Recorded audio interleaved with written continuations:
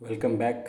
सिमुलतला आवासीय विद्यालय class 6 prelims exam के इंग्लिश सब्जेक्ट के बाकी बचे चैप्टरों के रिवीजन से रिलेटेड ये वीडियो लेकर आया हूँ। इसमें बाकी सभी चैप्टर जो बच गए थे उसके जो इम्पोर्टेंट क्वेश्चंस हैं उसको डिस्कस करेंगे। साथ ही साथ जो इम्पोर्टेंट स्पेलिंग्स हैं, क्योंकि अगर आप क्वेश्चंस देखोगे इंग्लिश का तो उसमें कुछ स्पेलिंग से रिलेटेड क्वेश्चंस रहते हैं। एक रॉन्ग स्पेलिंग रहेगा और 4 ऑप्शन रहेंगे। जो करेक्ट स्पेलिंग होगा उसे सेलेक्ट करना होता है। तो अगर आप हर एक चैप्टर के जो कुछ इंपॉर्टेंट वर्ड्स हैं जिसका स्पेलिंग आपको पता होना चाहिए, अगर आप उसे एक बार याद कर लोगे तो मेरे ख्याल से इस क्वेश्चंस में स्पेलिंग रिलेटेड क्वेश्चंस में आपको प्रॉब्लम नहीं आएगी। तो जल्दी से हम लोग स्टार्ट करते हैं। पहला चैप्टर जो हम लोग डिस्कस करेंगे वो है थ्री लिटिल पिग्स। इसमें ये 3 पिग्स की कहानी है जो अपने घरों को छोड़ के जाते हैं। तो जाने से पहले उनकी मम्मी उन्हें एडवाइस करती है कि जो भी लाइफ में करो वहाँ अपना बेस्ट दो। तो हम लोग देखते हैं, पहला क्वेश्चन है who left their homes to make their fortune. Fortune मतलब किस्मत, भाग्य। आंसर होगा three little pigs. What did mother tell them before leaving home. उनकी माँ उन्हें घर छोड़ने से पहले क्या कहती है। Whatever you do it the best that you can. आप जो भी कीजिए अपना बेस्ट कीजिए। उसकी माँ जाने से पहले यही इन तीनों को कहती है। Why did mother tell this. ऐसा उसने क्यों कहा, ऐसा उसकी माँ ने क्यों कहा। Because that's the way to get along in the world. क्योंकि अगर आप दुनिया में सर्वाइव करना चाहते हैं, दुनिया में कुछ अच्छा करना चाहते हैं, सक्सेस करना चाहते हैं, तो आपको आपका बेस्ट देना ही होगा। ये सभी के ऊपर लागू है। ये केवल पिक्स की कहानी है बट ये हमारे जीवन से जुड़ी हुई बातें हैं।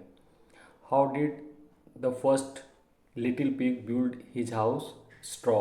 पहले पिग ने अपना घर किससे बनाया था, स्ट्रॉ से बनाया था। Why first little pig make his house with straw. क्यों बनाया था ये पहला पिग स्ट्रॉ से। Because it was the easiest thing to do. क्योंकि ये सबसे आसान था, स्ट्रॉ से घर बनाना सबसे आसान था, कोई प्रॉब्लम नहीं था।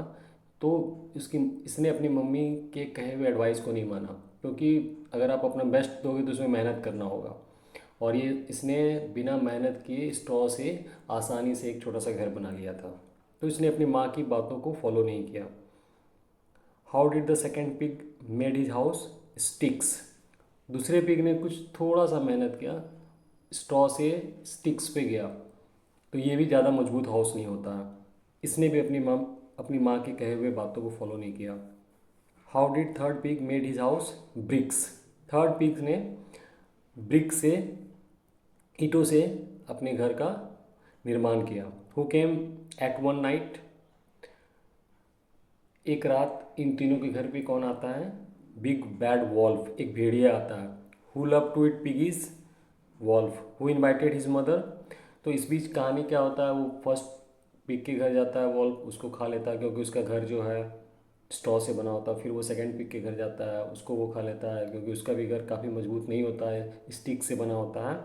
थर्ड पिग के घर जब वो जाता है तो ब्रिक से बना होता है, तो वहाँ इंटर नहीं कर पाता। फिर वो छत के सहारे इंटर करने की कोशिश करता है, जो कि थर्ड पिग ने देख लिया होता है। तो वो चिमनी के रास्ते, वहाँ चिमनी से जैसे ही उतरता है तो वहाँ एक फायर बॉल में एक आग लगा के रखता है। जैसे ही वो वहाँ से एंटर करता है वो आग में जल के मर जाता है। तो थर्ड पिग ने अपनी माँ की कहे हुए बातों को फॉलो किया और आने वाले खतरों से अपने आप को बचाया, और वर्ल्ड में कैसे सर्वाइव करना चाहिए, दुनिया में कैसे सर्वाइव करना चाहिए, कैसे रहना चाहिए, उसको समझ में आ गया। तो इसके बाद वो अपनी मम्मी को इनवाइट करता है। वो invited his mother, third pig. Why couldn't the wolf succeed the third pig. Because the house is made of bricks. Fortune means luck. Fortune का मतलब क्या होता है, किस्मत। Huff and puff breathe out noisily. Which pigs did it by wolf. First and second. Opposite of build, destroy. कुछ opposite word है इस chapter के, बिल्ड का डिस्ट्रॉय, केयरफुली का केयरलेसली, एग्रीड का डिसएग्रीड, लेटर का अर्लियर, फिनिश्ड का started, little का मच, एनॉर्मस का टाइनी, ग्रेट का स्मॉल। तो ये थ्री लिटिल पिग से रिलेटेड क्वेश्चंस थे। नेक्स्ट था एक पोएम है द ब्लाइंड बैगर। इस पोएम के जो पोएट हैं, who is the poet of the blind beggar, Mary Dobson. याद रखना है क्वेश्चंस। इससे सबसे ज़्यादा इंपॉर्टेंट क्वेश्चन यही बनता है कि कौन है poet, Mary Dobson, DOBSON। Where does poet go to each morning, school. Where is the beggar sit every day, beside the temple gate. इसको याद रखना है कि कहाँ पे वो बैठता है, बिसाइड द टेम्पल गेट, क्योंकि इससे रिलेटेड क्वेश्चन घुमा फिरा के देते हैं वो। Who always sits the same place, beggar. Who is blind? Beggar. Beggar कैसा होता है? ब्लाइंड होता है, इसलिए लेसन का भी नाम है blind beggar. Who clanks his begging bowl? Beggar. Begging bowl मतलब जो कटोरा रहता है जिसमें वो भीख मांगता है, उसको कौन, क्लैंक मतलब खनखनाना होता है, उसको कौन आवाज़ करता है पटक के? तो beggar. How is the voice of beggar? Hoarse and loud. क्योंकि वो अंधा रहता है इसलिए उसका आवाज़ चिल्ला चिल्ला के कर्कश हो जाता है, लाउड हो जाता है। Who loves the poor old beggar man? God. God सभी को प्यार करते हैं, तो लास्ट में इसने एक लाइन लिखा है कि जिसको कोई नहीं प्यार करता उसको भगवान सभी को प्यार करते हैं। How many friends beggar has? No friends. How can, who can not see the city domes? Beggar. क्यों नहीं देख पाता? क्योंकि वो ब्लाइंड है। Who is untidy? अनटाइडी मतलब जो साफ सुथरा नहीं रहता, टाइडी मतलब साफ सुथरा, अनटाइडी मतलब जो गंदा रहता है, beggar. Make a loud sound like pieces of metal hitting each other, clanks. ये वन वर्ड सब्स्टिट्यूशन में आ सकता है कि मेक ए लाउड साउंड, ज़्यादा आवाज़ करना, like pieces of metal, metal से बनी चीज़ों को आपस में टकराने से जो आवाज़ आता है उसका साउंड को क्या कहते हैं? क्लैंक्स कहते हैं। Tidy means neat and clean, round roofs with circular base, domes, गुम्बद जिसको बोलते हैं हिंदी में। Laugh at somebody in an unkind way, mock. मॉकी मतलब मजाक उड़ाना होता है, किसी के ऊपर हंसना। Having a harsh sound, hoarse, कर्कश आवाज़, फटा हुआ आवाज़। ठीक है, तो ये कुछ क्वेश्चन थे द ब्लाइंड बैगर से। नेक्स्ट है द क्रो। ये कहानी है एक पिता और पुत्र की। ठीक है, कि एक, जब बच्चा छोटा होता है तो उसके उसके प्रति उसके पिता का प्यार क्या होता है, और वही बच्चा जब बड़ा हो जाता है तो फिर उस बच्चे का बिहेव अपने पिता के प्रति कैसा होता है। What was the age of old man? 80 years. Where did old man sit? On sofa in his house. What is the age of his son? 40 years. तो पिता का उम्र क्या होता है, बूढ़े व्यक्ति का उम्र क्या होता है? 80 साल, और बेटे का उम्र होता है 40 ईयर्स। यहाँ शायद कुछ मिस्टेक है, एक बार देख लेना कि ये 40 ईयर्स है या 30, क्योंकि एक बार क्वेश्चन इसमें आता है कि डिफरेंस क्या है। अगर 40 ईयर्स है तो डिफरेंस 40 ईयर्स होगा, अदरवाइज 35 ईयर्स भी हो सकता है। Who was highly educated? कौन काफ़ी ज़्यादा एजुकेटेड था? His son. What did perch suddenly their window? अचानक उसकी खिड़की पे क्या बैठता है? Crow. How many times the old man asked the same question? वो अपने पुत्र से बार बार एक ही सवाल पूछता है कि कौन बैठा है खिड़की पर? तो बेटा कहता है कौवा। तो एक बार, दो बार, तीसरी बार और झल्लाता, चौथी बार वो काफ़ी हार्श हो जाता है अपने पिता के प्रति। तो कितनी बार सवाल पूछा पूछा उसके पिता ने अपने पुत्र से? 4 times. Where did the old man go little letter? His room. What did the old man bring with? Old tatter diary. फिर वो अपने रूम जाता है, वहाँ से एक पुरानी फटी हुई डायरी लेकर आता है। Who maintain the diary since his son was born? Old man. इस डायरी को उस बूढ़े व्यक्ति ने अपने पुत्र के जन्म के समय से ही संभाल के रखा था, उसमें उसके सारा कुछ डायरी मेंटेन किया हुआ था। What did the old man ask to do his son? To read the opening page. क्या कहता है? उसके पहले पेज को पढ़ने के लिए अपने पुत्र को कहता है। How many times son ask the same question? 23 times. ये क्वेश्चन क्या है कि जब उसका पुत्र छोटा होता है तो ये यही सवाल उसके पुत्र ने अपने पिताजी से पूछा होता कि क्या है ये? तो कौवा है। और बार बार बड़े प्यार से उसके पिताजी उसको समझाते हैं और गले लगाते हैं। तो उसने 23 टाइम्स पूछा था ये सवाल बचपन में, लेकिन एक बार भी वो एनवाय नहीं हुआ, गुस्सा आया नहीं अपने पुत्र के ऊपर। How what did the old man do every time when his son asked the same thing? He hugged him lovingly every time. यहाँ लिविंगली हो गया है, LOVINGLY होगा, लिविंगली नहीं होगा, लविंगली होगा। टैटर्ड मीन्स टॉर्न, फटा चीटा। पर्च्ड मीन्स सेट, बैठा। Affection means love. Innocent means not guilty. Maintained means kept. Hugged means embraced. Envied means angry.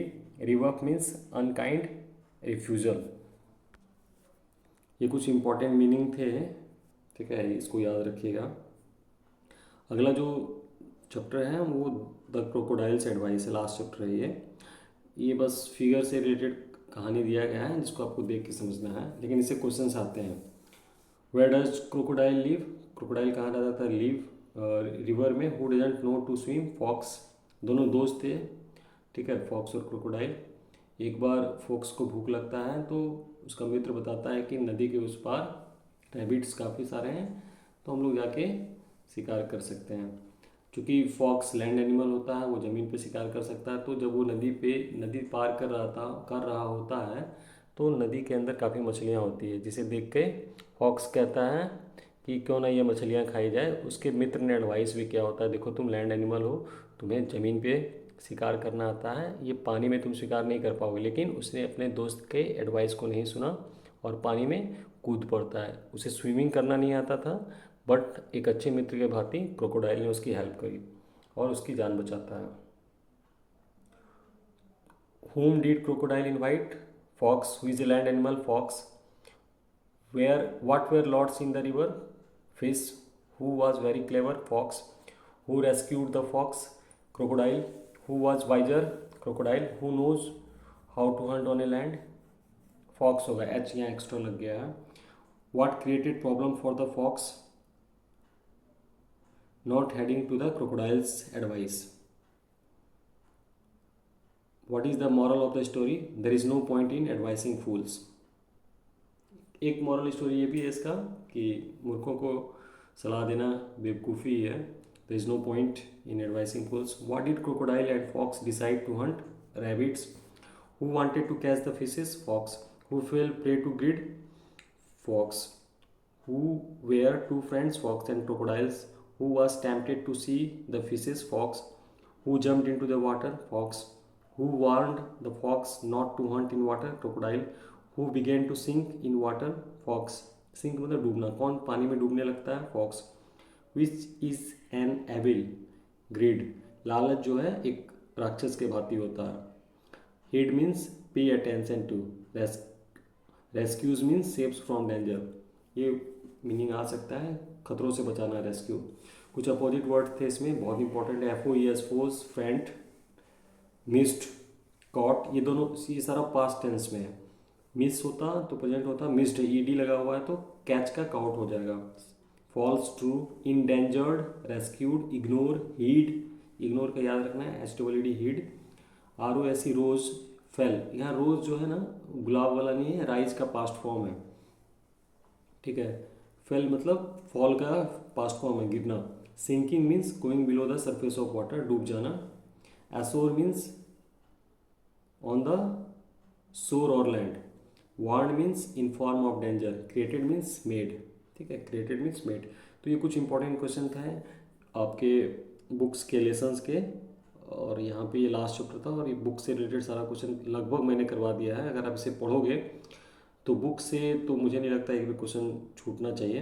अब कुछ इंपॉर्टेंट स्पेलिंग है, आप इसको एक बार देख लोगे, ये कुछ मैंने कलेक्शन किया हुआ है। SHARE share, FRIEND friend, TOFFE toffee, TRICYCLE tricycle, HALF half, bakery, BAKERY delicious, DELICIOUS stringy, money, enjoy, nice, जज, court, complaint, patiently, delighted, eagerly, jingle, punishment, sound, bread, sparrow, several, common, locality, quiet, Almira, curtains, chirping, nuisance, brown, together, patch, throat, families, tender, suit, pair, insect, known, greenish, float, boat, village, siwli, strange, dawn, stream, whispered, equally, pearl, immediately, inspector, behind, police station, properly, trembled, dim, difficulty, tablecloth, disgusted, kitchen, cheap, scalded, suddenly, realizing, arranging, wrong, earthenware, size, ball, lovely, source, millions, delight, lullabies, yellow lullabies, mankind, pleasing, shape, remove, beautiful, pleasure, desert, master, disturbed, speechless, messenger, courteous, impossible, precious, jewels, absolutely, disappointed, cynicised, expect, flourish, pretending, stunned।